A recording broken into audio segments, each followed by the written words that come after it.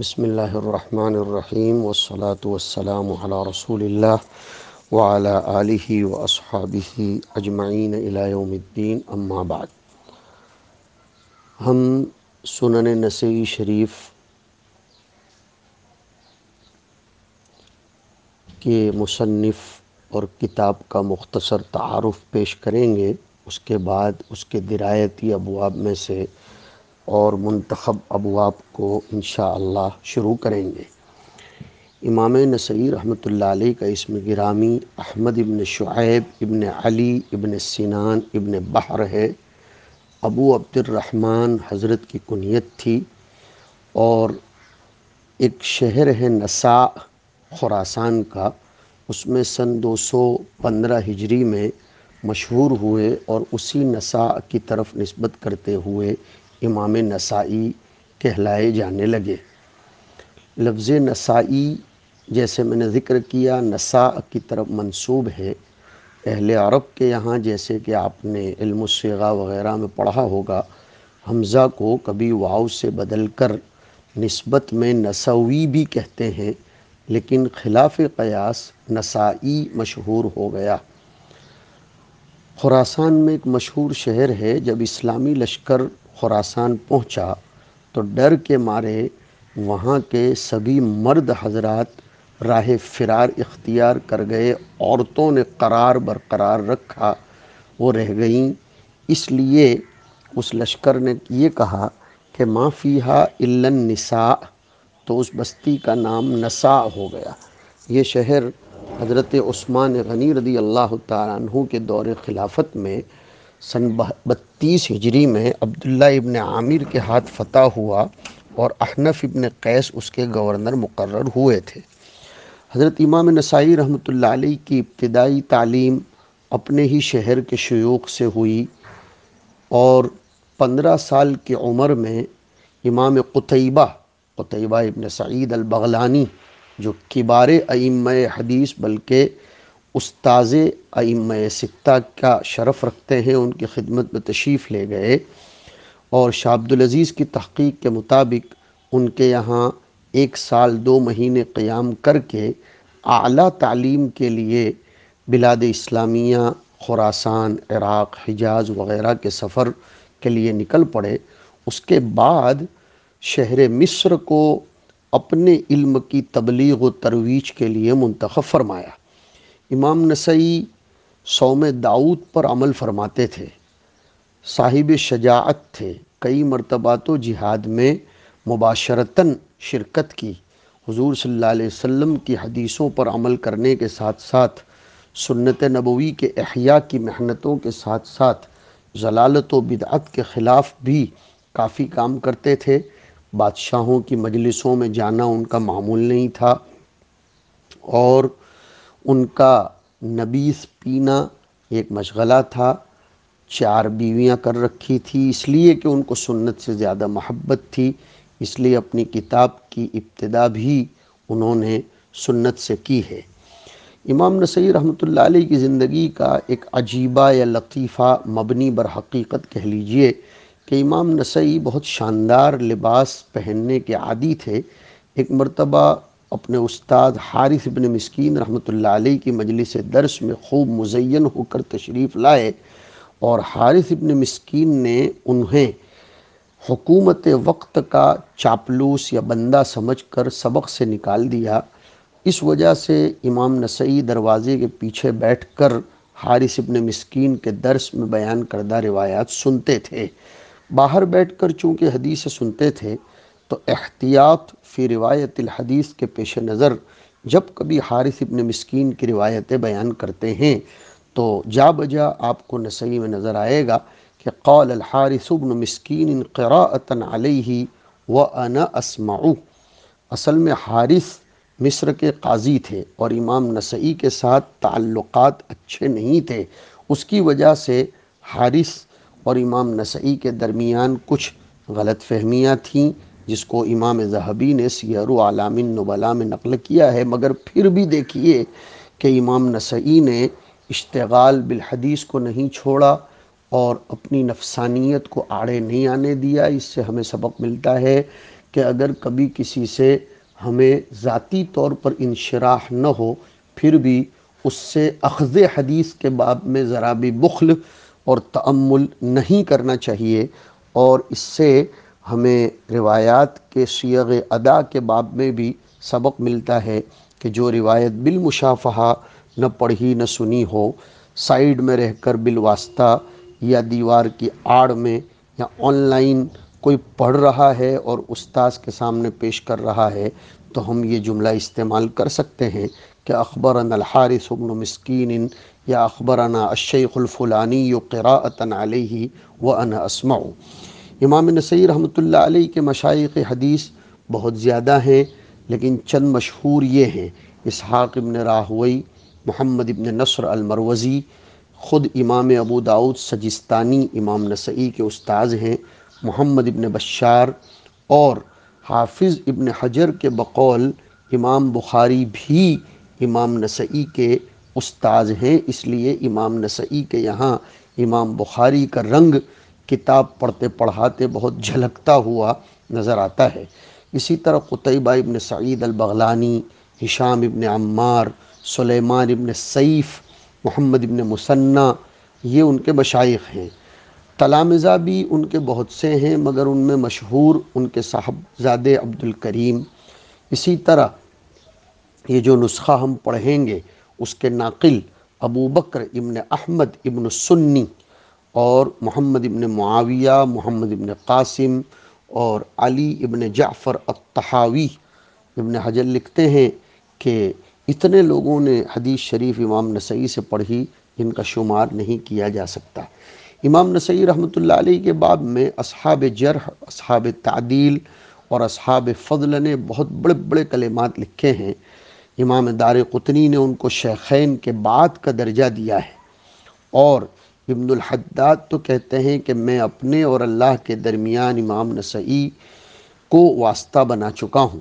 حافظ ابن حجر لکھتے ہیں کہ فن رجال میں ماہرین فن کی ایک جماعت نے امام نسائی کو امام مسلم تک پر فوقیت عنایت فرمائی ہے۔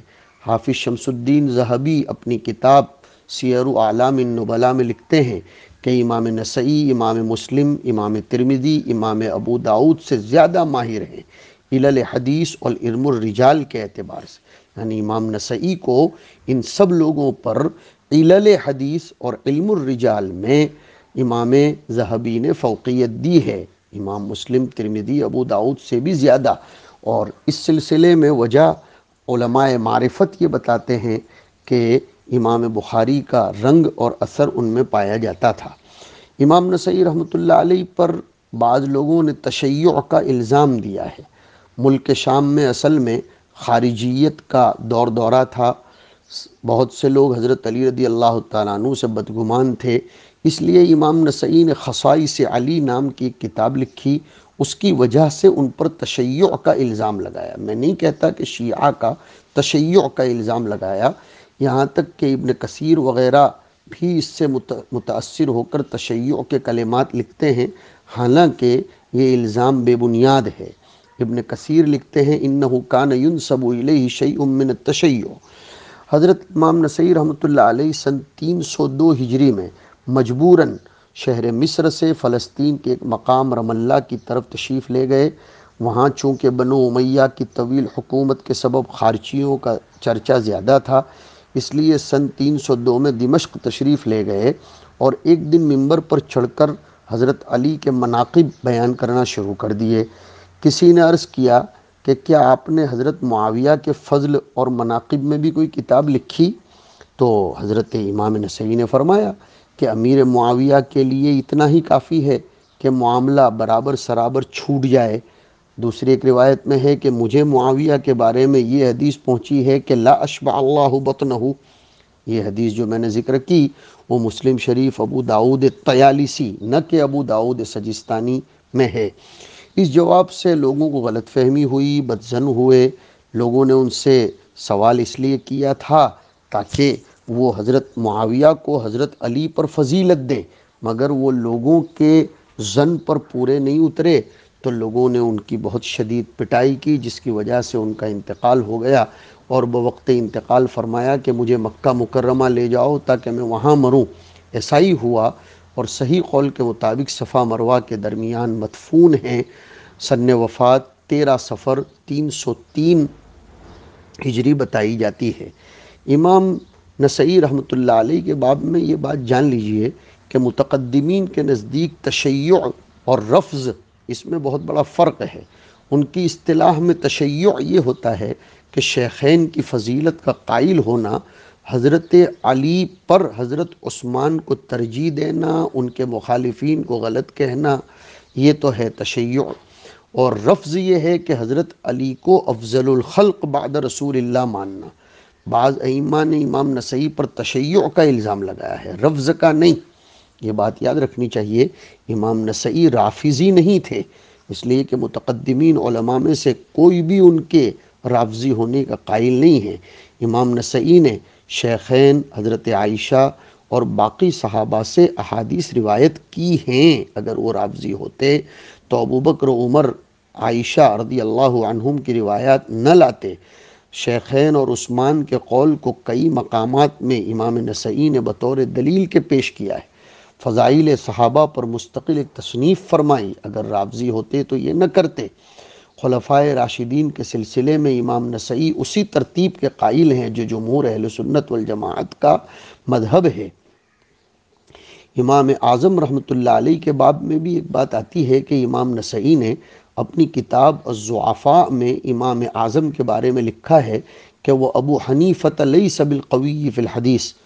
یہ سنیے، لیکن علماء نے اس کے متعدد جوابات دیے ہیں کہ امام نسائی کی طرف سے امام اعظم کے بارے میں جو جرح کا کلمہ ہے اس کا ناقل حسن ابن رشیق ہے جو خود متکلم فی ہے، انکر علیہ الدارقطنی۔ اور جرح کے بارے میں امام نسائی کا شمار متشددین میں ہے، جارح متشدد کا جرح مقبول نہیں۔ حدیث کے طلباء کو ابتدا میں معلوم ہونا چاہیے کہ علماء جرح کی قسمیں ہیں، متساہلین، معتدلین اور متشددین۔ تو جو متشددین ہیں ان کا جرح مقبول نہیں ہوتا۔ متشددین میں ابو حاتم، نسائی، ابن معین، یہ مشہور ہیں، جرح میں اسراف کرتے ہیں، تعنت کرتے ہیں، اس لیے ان کا جرح معتبر نہیں ہے، جیسے کہ صاحب اعلیٰ السنن نے اپنے مقدمے میں ذکر کیا ہے۔ اور ائمہ متقدمین اور ماہرین فنون نے امام اعظم کی توثیق کی ہے، بہت سی کتابوں میں موجود ہے، اس لیے امام نسائی نے اگر بالفرض جرح کر بھی دیا ہے تو ائمہ متقدمین کی توثیق کا اعتبار ہوگا۔ بعض علماء یہ کہتے ہیں کہ امام نسائی نے مصر میں امام طحاوی سے ملنے کے بعد اپنے قول سے رجوع کر لیا تھا۔ یہ اس طرح بھی سمجھ میں آتا ہے کہ امام نسائی اپنی کتاب میں امام اعظم کی ایک روایت لائے ہیں، بروایت ابن الحسنہ، ایک روایت اس سند سے مروی ہے، اخبرنا محمد بن اسماعیل البخاری قال حدثني حفص بن عمر الحارث قال حدثنا حماد قال حدثنا معمر والنعمان عن الزہری عن عروة عن عائشة قالت ما لعن رسول من لعنت تذکر۔ یہ بات الگ ہے کہ صاحب تہذیب الکمال لکھتے ہیں کہ نسائی کے دوسرے تمام نسخوں میں لفظ بخاری نہیں ہے۔ اب ہم کتاب کی طرف چلتے ہیں کہ سنن نسائی کی وجہ تالیف کیا بنی اور اس کا اصل نام کیا ہے۔ امام نسائی نے سب سے پہلے اپنی کتاب السنن الکبریٰ لکھی تھی، اور یہ لکھ کر رم اللہ کے امیر کی خدمت میں بھیجی۔ امیر نے ان سے دریافت کیا کہ کیا آپ کی اس کتاب السنن الکبریٰ کی ساری حدیثیں صحیح ہیں؟ امام نسائی نے معذرتاً فرمایا کہ نہیں۔ اس کے بعد امیر نے ان کو یہ کہا کہ ایسی کتاب آپ کو لکھنی چاہیے جس کی تمام احادیث صحیح ہوں۔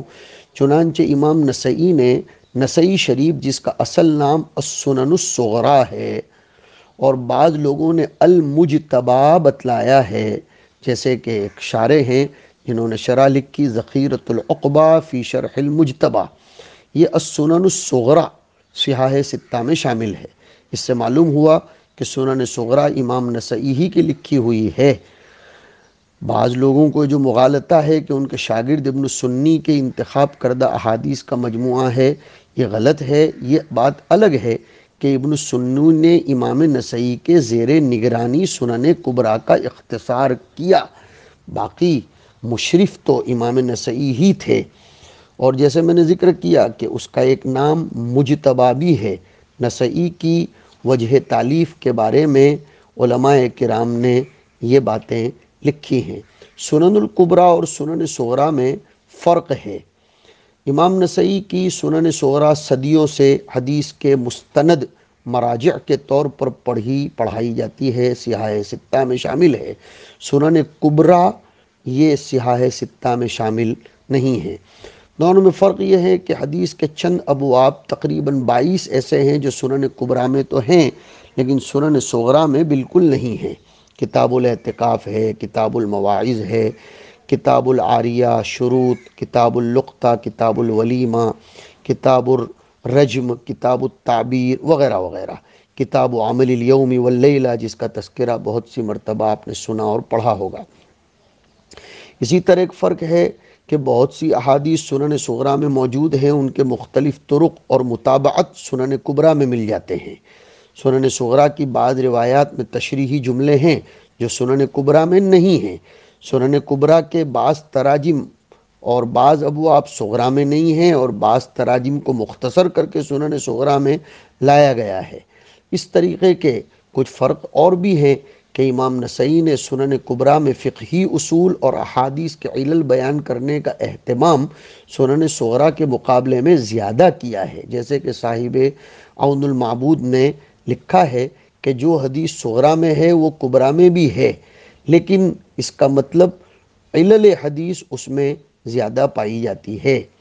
شارحین سنن نسائی کا حوالہ دیتے ہیں اور وہ حدیث سنن صغریٰ میں کبھی نہیں ملتی، ہم سمجھتے ہیں کہ یہ شارحین کا سہو ہے، دراصل شراح کی مراد کبھی کبھی سنن کبریٰ بھی ہوتی ہے۔ محدثین کرام جب رواہ النسائی یا اخرجہ النسائی بولے تو اس سے تو سنن صغریٰ ہی مراد ہوتی ہے، یہ خاص بات ذہن میں رکھنی چاہیے۔ امام نسائی کے اغراض و مقاصد کیا ہیں؟ نمبر 1، امام بخاری اور مسلم کی طرح صرف صحیح الاسناد روایت لانا، اس لیے نسائی صحیحین کی جامع سمجھی جاتی ہے، جامع بین طریقۃ البخاری و مسلم مع حظ کثیر من بیان العلل۔ دوسرا مقصد ہے ان کی کتاب کی وجہ تالیف کا علل حدیث بیان کرنا۔ تیسری، ان کا مقصد اور غرض حسن ترتیب اور جودت تالیف سے کام لینا۔ سنن میں جس قدر کتابیں تالیف ہوئیں ان میں سب سے انوکھی کتاب بے اعتبار ترتیب کے سنن نسائی ہے، جو آپ کو پڑھنے سے اندازہ ہوگا۔ امام بخاری کی طرح مسائل متعددہ کو ثابت کرنے کے لیے ایک روایت کو کئی جگہوں میں ذکر کرنا یہ بھی ان کا غرض ہے، اسی لیے علماء نے لکھا ہے کہ ھذا الکتاب جامع بین طریقتي الاستدلال والاسناد، یعنی اس میں استدلال بھی ہے، اسناد بھی ہے، محدث بھی ہیں، فقیہ بھی نظر آتے ہیں۔ اور امام مسلم کی طرح طرق احادیث کی وضاحت کرتے ہوئے اختلاف الفاظ کو بھی ملحوظ رکھا گیا ہے۔ ایک بات یہ بھی یاد رکھیے کہ نسائی میں ایک عشاری روایت ہے، یعنی اس میں مصنف اور حضور کے درمیان 10 واسطے ہیں۔ اس روایت کے بعد خود امام نے فرمایا کہ ما اعرف اسنادا اطول من هذا۔ ایک مقصد یہ بھی ہے کہ کبھی کبھی روات کے اسماء و القاب اور کنیتوں کے ابہام کی وضاحت بھی کر دیتے ہیں، اور اسی طرح راویوں کے تفرد، اختلاف، عدم متابعات کو بکثرت بیان کرتے ہیں کہ لا اعلم له متابعا۔ سماع اور عدم سماع کا تذکرہ بھی کرتے ہیں، محدثانہ شان ہے ان کی۔ حدیث مرسل، حدیث ضعیف اور منکر کی نشاندہی کرنا یہ بھی ان کی کتاب کا ایک مقصد ہے۔ ہم آگے اس سلسلے میں دوسری قسط میں ذکر کریں گے۔ وصلی اللہ علی النبی الکریم۔